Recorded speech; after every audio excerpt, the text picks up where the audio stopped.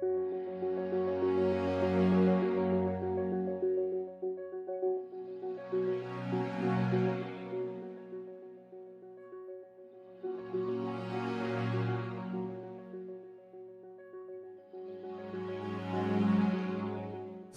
में Covid centre, जिसका नाम मैं तो मंदिर बोलता हूँ, यहाँ पे मैं हूँ डॉक्टर विश्वरूप चौधरी और हमारी नाइस टीम जो यहाँ पे पिछले कुछ समय से काम कर रही है पेशेंट्स के ऊपर।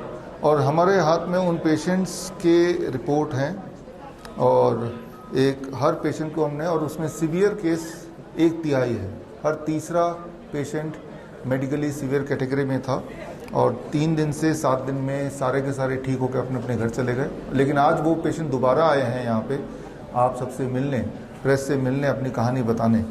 और जो 72 पेशेंट्स के आंकड़े हैं हमारे पास, जो 1 हफ्ते में सारे के सारे ठीक हुए, और उन पेशेंट्स के सारे डेटा हमने यहाँ पे रखे और वो डेटा आपसे भी हम शेयर कर रहे हैं। और जैसे मैंने बताया कि ऐसे पेशेंट भी हैं जिनमें ऑक्सीजन सैचुरेशन 35% जो आज भी अभी आए हुए हैं, 35%, और ऐसे पेशेंट भी हैं जिनका HRCT 20 से ऊपर है। जो ये दोनों आंकड़े ऐसे हैं कि कोई भी अगर बड़े से बड़ा हॉस्पिटल सुनेगा तो बहुत सारे लोग तो उसको एडमिट ही नहीं करेंगे, ये सोच के कि ये तो बचने ही नहीं वाले। और वो इसी मंदिर में जहाँ पे हम लोग हैं, बिना किसी वेंटिलेटर, बिना किसी ऑक्सीजन सिलेंडर के वो सारे ठीक हुए, वो भी 3 से 7 दिन में। तो मैं आप सबका स्वागत करता हूं और मैं ये ऐलान करता हूं, हमारे MLA साहब नीलेश लंके जी यहाँ पे हैं और ये पूरी रिपोर्ट है और हमारे पेशेंट्स की 72 पेशेंट्स की, और सारे के सारे स्वस्थ होके 3 दिन से 7 दिन में घर चले गए। और ना तो एक भी पैसा लिया गया उनसे, ना ही एक भी दवा दी गई, और ना ही उनमें से किसी की मृत्यु हुई, और सारे के सारे लोग 3 दिन से 7 दिन में ठीक हो गए।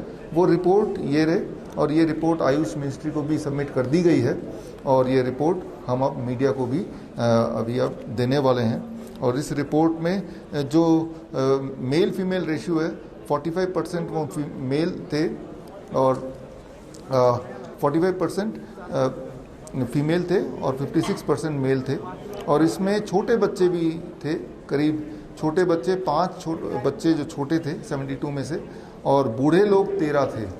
और इसमें 24% लोग ऐसे थे जिनके HRCT स्कोर 10 से ऊपर मतलब बड़ा ही खतरनाक, और 20% ऐसे थे जिनका ऑक्सीजन सैचुरेशन 90% से नीचे, 90% का से नीचे होना मतलब किसी भी हॉस्पिटल में या तो ऑक्सीजन सिलेंडर लगा देंगे या फिर कुछ समय बाद वेंटिलेटर में ले जाएंगे।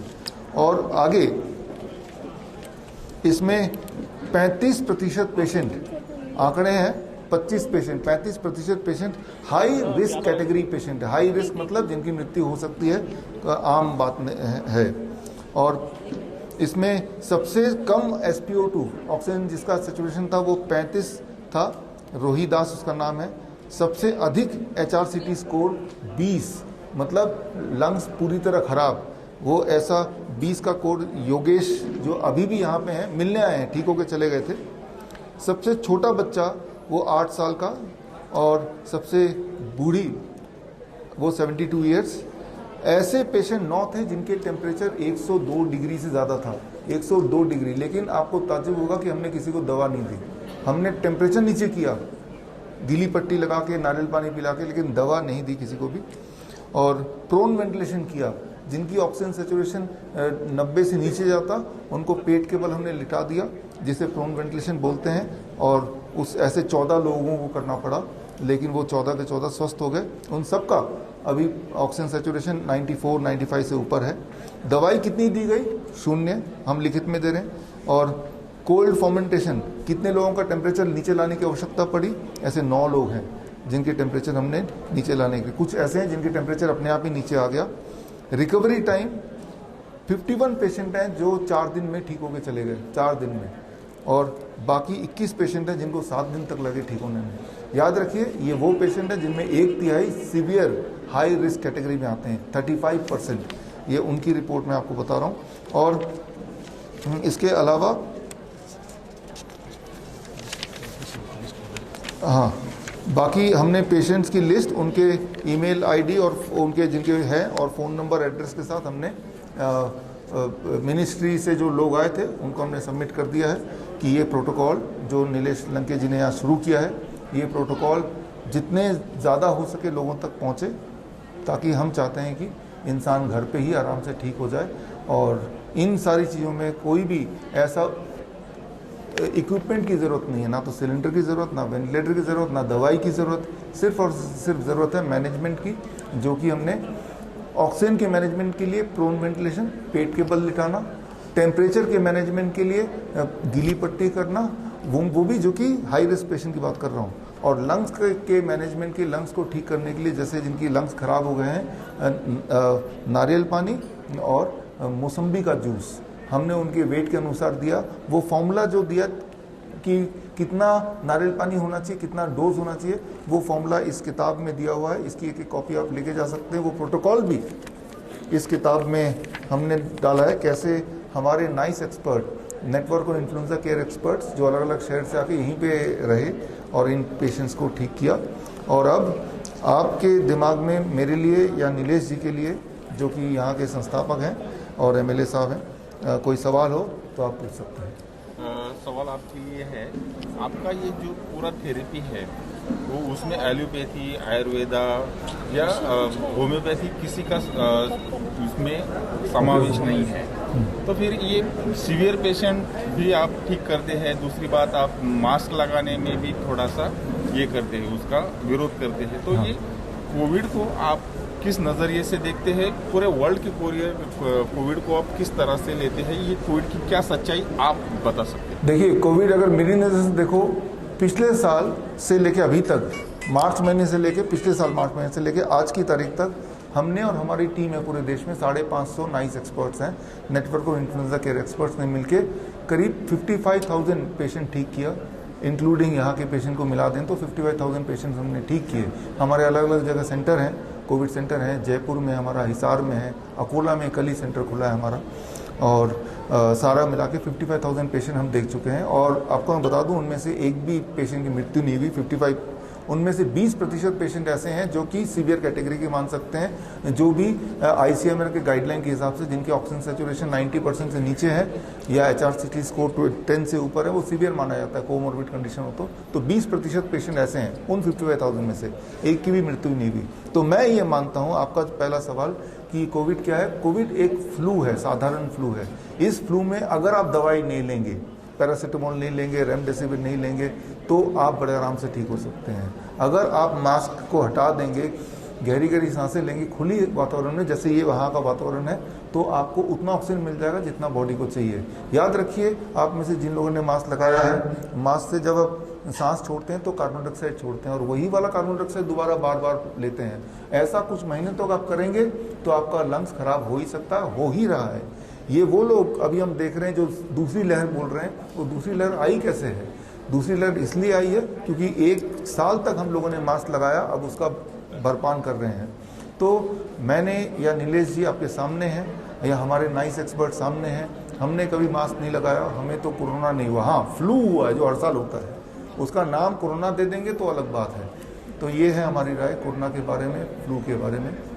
आपका बड़ा रिसर्च है, आपका सर्च है, रिसर्च है, और आपका रिजल्ट भी है, तो आपने कुछ नेशनल हेल्थ के लिए कुछ ये किया, सजेस्ट किया है, या WHO को कुछ सजेस्ट? हमने पिछले साल 5 मार्च, मुझे डेट याद है, समय भी याद है, दोपहर को आप भी थे वहाँ पे, पार्लियामेंट में गया और पार्लियामेंट जाके डॉक्टर हर्षवर्धन जी से यही सारी बात मैंने बताया। बैठ के फॉर्मल मीटिंग थी मेरी, यही सारी बात हमने बताई कि ऐसे ठीक हो सकते हैं। तो खैर उन्होंने WHO का प्रोटोकॉल लेना था, तो उन्होंने हमें मना कर दिया कि हम पेशेंट नहीं दे सकते। फिर हमने सोचा हम अपनी तरफ से ठीक करेंगे और रिजल्ट हम गवर्नमेंट को देंगे। हमने अपनी तरफ से ठीक किया और वो रिजल्ट हमने गवर्नमेंट ऑफ इंडिया को सबमिट किया। और आपको मैं बता दूं, हरियाणा मेडिकल काउंसिल है या आयुष डिपार्टमेंट है, उन सबको हमने दिया। और यहाँ तक कि भारत में जितने भी MLA हैं, जितने भी मेंबर ऑफ पार्लियामेंट हैं, जितने भी चीफ मिनिस्टर हैं, इंक्लूडिंग महाराष्ट्र के चीफ मिनिस्टर साहब, और जितने भी DM हैं डिस्ट्रिक्ट में, उन सबको भी हमने पत्र लिखा, सबको 5,000 लोगों को। तो WHO के साथ कुछ ये किया है? WHO के साथ मैंने डायरेक्टली नहीं किया। हमारे टीम में करीब 161 डॉक्टर्स हैं, जिनमें से एक डॉक्टर हैं जो WHO के करीब हैं, डॉक्टर मित्तल। तो उन्होंने WHO, क्योंकि वो WHO में ही काम करते थे, उनके माध्यम से हमने ओमकार मित्तल उनका नाम है, उनके माध्यम से हमने कम्युनिकेशन किया, लेकिन उसका नतीजा यही निकला कि वो इंटरेस्टेड नहीं है इस तरह के कोई भी और चीज़ को प्रचार करने में जिसमें एलोपैथी ना हो। ये साफ सी बात थी उनकी। आखिरी सवाल यही है, WHO के प्रोटोकॉल को बिल्कुल आप ठुकरा रखते हैं और उसके अगेंस्ट में पूरा काम करते हैं, तो ऐसे में WHO का क्या मानते हैं आप कि WHO की थेरेपी या प्रोटोकॉल पूरा रॉन्ग है? रेमडेसिविर तो अभी तो बंद किया, पहले वो भी शुरू था, बहुत सारी दवाइयाँ शुरू की, उसके बाद बंद की है कोरोना के बारे में, तो कहीं तो भी अलग ट्रैक पे जा रहा है WHO? या ये WHO आपने देखा होगा, जब से कोविड, जिसे कोविड बोलते हैं, आया या उसको लॉन्च किया गया, तब से पहले हाइड्रोक्सीक्लोरोक्विन आया, उसके बाद लेपिनोविर आया, रेटनोविर आया, प्लाज्मा थेरेपी आया, अब रेमडेसिविर आया, लेकिन आप ये भी देखते हैं कि साथ साथ वो बंद भी होता गया। इस बात से साबित होता है कि ये काम नहीं करती है, बल्कि इससे मौतें 12% औसतन बढ़ रहा था। यानी कि हर 100 में से 12 लोग मर रहे थे, वो कोविड की वजह से नहीं, दवाई की वजह से है। जो सॉलिडेरिटी ट्रायल जो WHO का खुद का ट्रायल है, उसी वही बताता है कि 12% लोगों की मृत्यु बिकॉज ऑफ दीज मेडिसिन।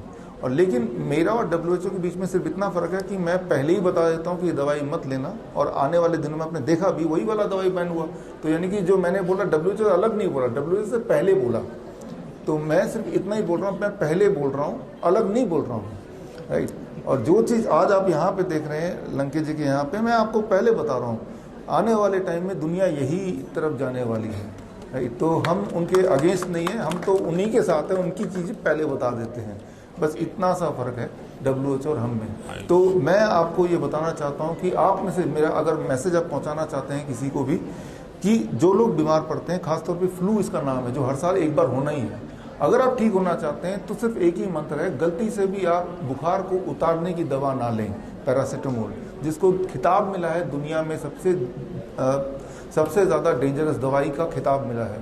जैसे ही आप बुखार को उतारने की दवा लेते हैं, वायरस एकदम फैल जाता है और तब सारा गड़बड़ होता है।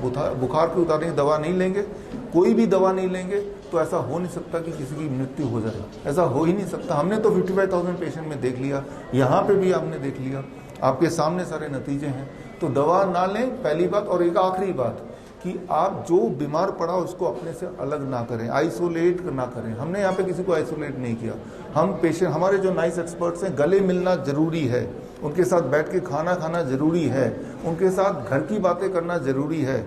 अगर ऐसा करेंगे, उनके अंदर प्यार जागेंगे, तो वो इम्यूनिटी बढ़ाएगा और इम्यूनिटी ही लड़ेगा। वायरस से कोई नहीं लड़ सकता, आपकी इम्यूनिटी लड़ सकती है। उसके लिए प्यार की जरूरत है, कंपैशन, लव की जरूरत है, आइसोलेशन एंड मास्क की जरूरत नहीं है। ये कोई करेगा तो वो ठीक हो जाएगा, इसके विपरीत करेंगे तो वो फिर मुश्किल पड़ जाएगी। ओके, धन्यवाद, थैंक यू।